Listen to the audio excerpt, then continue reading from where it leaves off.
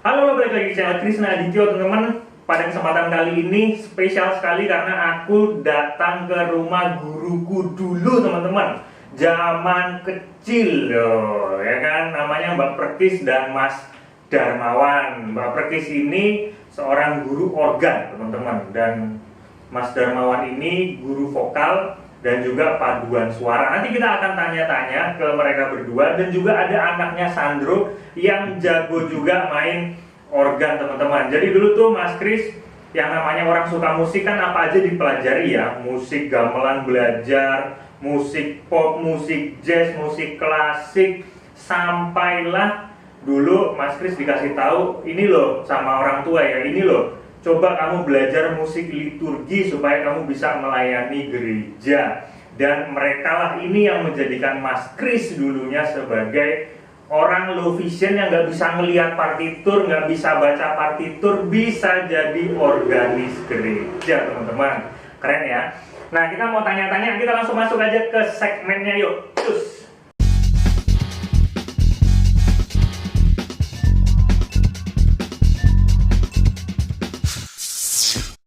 Nah, ke Mas Darmawan dulu. Mas, kenapa sih kok memilih genre musik liturgi ini loh? Padahal musik itu kan banyak sekali. Mas Darmawan kan vokalis, bisa ngajar vokal apa aja gitu. Kenapa kok memilihnya ke musik liturgi? Ngarahnya kok ke situ? Kebutuhan gereja ya.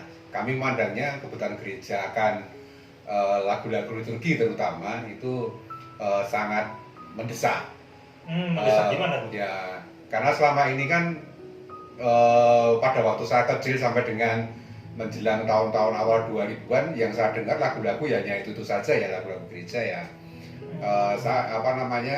Kami merasa harus ada semacam pembaharuan, harus ada semacam apa ya namanya, biar kita nggak bosan. Iya, tahu maksudnya. Nah, terus kemudian awal tahun 2008 Komisi Liturgi Keuskupan Agung Semarang itu mengundang para anak muda ya istilahnya untuk membuat lagu-lagu liturgi.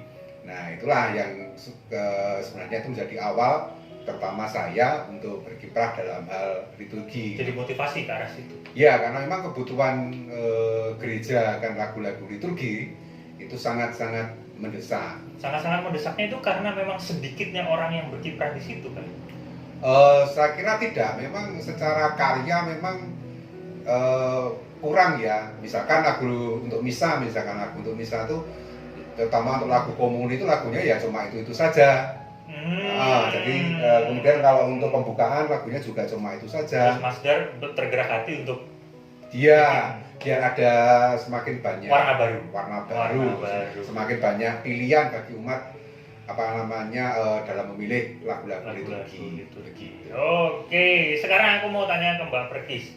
Mbak, dirimu kan dulu ngajarin aku jadi organis gereja ya. Ya. Nah, ini udah berapa tahun nih kita ya? Aku ketemu berapa tahun? Ada kali 2005 ya. 2005 loh, bayangin 15 tahun baru guys. Sekarang. 15 tahun. Dan kita ketemunya ini sebenarnya tidak sengaja loh, teman-teman. Aku mau nanyain ke Mbak Perkis tentang musik organ ya, lebih ke organ. Nah, Mbak Perkis kan main klasik bisa dulu. Aku kan diajarin dulu main klasik. Kemudian bukan pakai organ juga dulu ngajarinnya, pakai piano digital pernah, pakai keyboard pernah.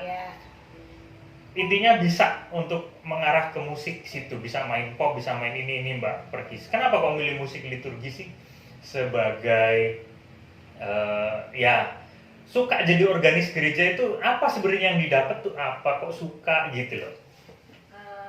Aku jadi organis gereja sejak kelas 5 SD waktu itu karena karena sejak TK Bapak dan Ibu mewajibkan kami semua anak-anak untuk bisa alat musik. Motivasinya apa motivasinya?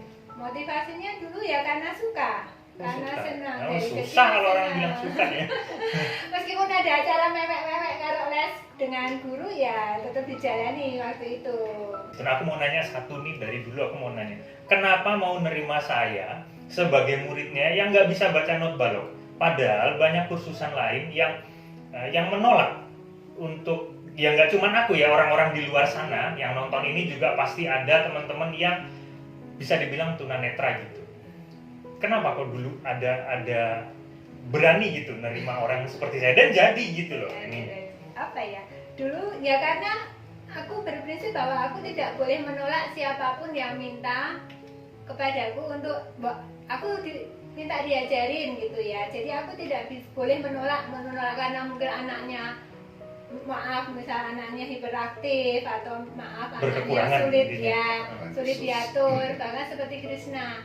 Waktu kita pertama kali belajar kan Krishna sudah langsung aku main sebentar dan aku melihat bahwa pencariannya sudah lumayan, mungkin karena waktu itu sudah ada dasar sedikit, karena mungkin tek dulu kan Krishna sebelum ketemu itu kan sudah belajar sendiri, jadi pasti bisa. Jadi pada umumnya semua anak yang belajar padaku, pada Pak Darmawan itu memang dari nol, sama sekali tidak tahu apa-apa. Baca anut balok juga belum bisa, baca anut angka juga belum bisa. Jadi itulah gunanya aku, tugasku sebagai seorang guru ya untuk membimbing yang dari nol itu, seperti guru TK itu loh. Guru TK itu kan anak dari tidak bisa membaca, tidak bisa menulis, diajari pegang pensil, diajari cara duduk yang sopan. Nah itu gunanya. Jadi, aku merasa inilah tugas perutusanku, jadi aku menekuninya dan aku yakin dia pengajar dan liturgi ya. Berarti setiap muridnya kalau yang belajar musik liturgi kayak aku dulu dong, langsung dijebretin di gereja, praktek gitu, wonderdek gitu gimana gitu mainnya. Semua memang aku wajibkan, hampir semua muridku memang aku arahkan untuk melayani di gereja karena aku dulu derdek. Karena dalam segala periode, dalam tahun berapapun itu organis gereja itu selalu mengalami kekurangan karena misa, jam misa itu semakin bertambah. Terus mungkin ada yang juga organis yang sudah dewasa kemudian harus bekerja yang panggilan hati ke sana sedikit kali ya. Ya nggak sih Mas Dar? Kalau panggilan hati sebenarnya apa banyak organis? Tidak juga, biasanya karena terbentur tugas. Karena lingkunganku tidak punya, jadi aku harus mau gitu. Oke, guys, kan aku mau arah ke teknis gitu. Musik gereja itu kan musik liturgis ya, lebih tepatnya. Musik liturgis tuh aku mau nanyain ke mereka ini tentang teknisnya teman-teman. Kenapa sih identik dengan organ begitu? Kadang ada gereja kan yang dia pakai piano dia nggak mau gitu loh. Kemudian musiknya kayak kurang apa gitu kalau bukan organ. Lagu-lagunya kalau dirubah dengan instrumen lain tuh agak kurang gimana gitu. Itu kenapa bisa begitu sih? Yang bisa ini yang ahlinya. Aku hanya pelaksana lapangan. Apa karena dari zaman dulu menggunakan organ itu? Dulu kan ada pipe organ yang gereja besar itu yang kalau nyanyi ya selalu pakai itu dan kebawa budayanya sampai sekarang, nuansanya nggak hilang. Apa gimana? Ya sebenarnya pada awalnya kalau musik gereja itu kan pada awalnya pakai harpa. Ya pakai harpa, terus kemudian berkembang lagi menjadi piano, terjadi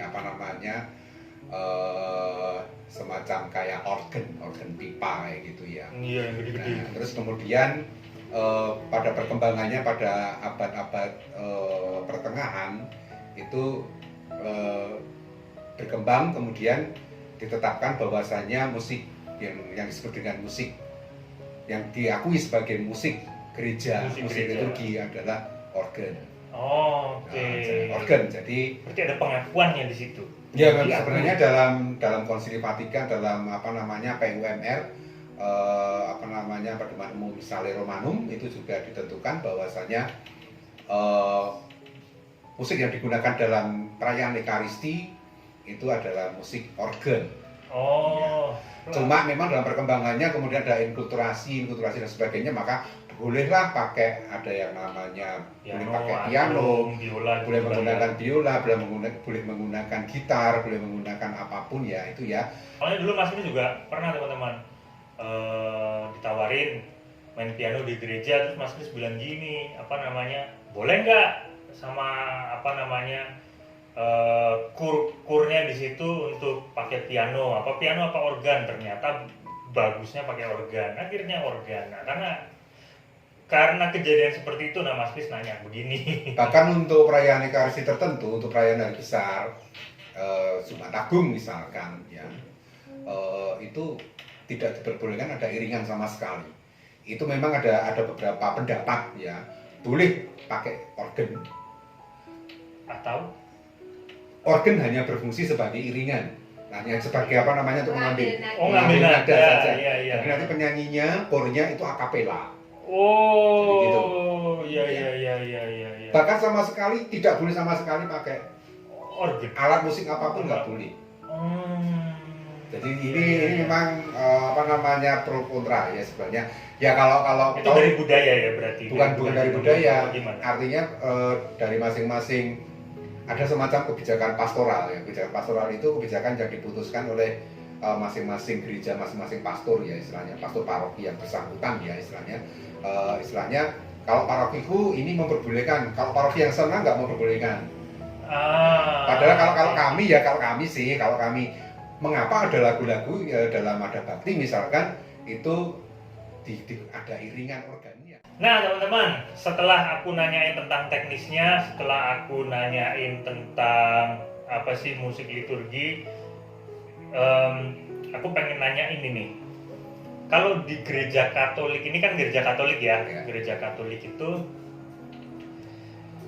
lagu-lagu yang dimainkan di gereja itu apakah harus didaftarkan dulu ke mungkin ada lembaganya gitu, aku juga nggak paham. Apa misal lagu-lagu buatannya Mas Dan dan Mbak Perkis gitu, lagunya itu didaftarkan dulu atau bisa langsung dimainin kalau kita punya bimbingan kur gitu, apa gimana? Sulit. Nah itu karena sudah ada lembaga seperti yang Mas Krisna bilang tadi, artinya memang ada lembaga yang memang secara khusus mengumpulkan para kaum muda, pencipta lagu untuk menyusun sebuah karya yang kemudian memang diakui itu sebagai sebuah karya liturgi. Sebenarnya mengapa kok sebuah lagu itu bisa ditentukan boleh dinyanyiin di gereja atau enggak gitu apa? Ya, disebut sebagai lagu liturgi sebenarnya ada 3 syarat. Apa tuh? Syarat pertama, syairnya itu harus biblis. Biblis itu bersumber dari kitab suci. Oh, oke. Ya. Terus yang kedua itu sebagai melambangkan ada hubungan relasi antara manusia dengan Tuhan. Jadi kalau menyebut harus ada kata Tuhan di situ. Oke. Ada kata Tuhan. Terus ada kebersamaan, melambangkan kebersamaan antara hubungan manusia dengan sesama manusianya. Artinya kita bukan sebagai makhluk pribadi. Makanya lagu-lagunya biasanya ada kata-kata kami misalkan. Gitu ya. Iya. Jadi memang 3 detail banget. Itu baru bisa disebut sebagai lagu liturgi. Nah, terus misalkan bagaimana ada yang sorry tak potong. Berarti ada yang audit dong? Ada tim. Ada tim khusus. Makanya ada tim liturgi ada. Iya. Ada komisi liturgi namanya, itu terdiri dari para tokoh-tokoh musik liturgi yang akhirnya menyeleksi lagu-lagu itu menjadi sebuah karya.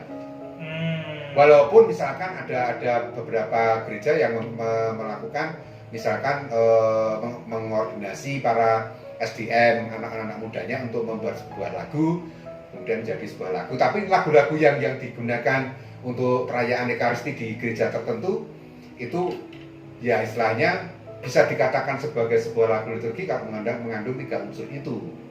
Karena ada lagu liturgi, ada lagu rohani. Oh, beda. Oke. Beda. Kita masuk ke segmen berikutnya ya teman-teman ya.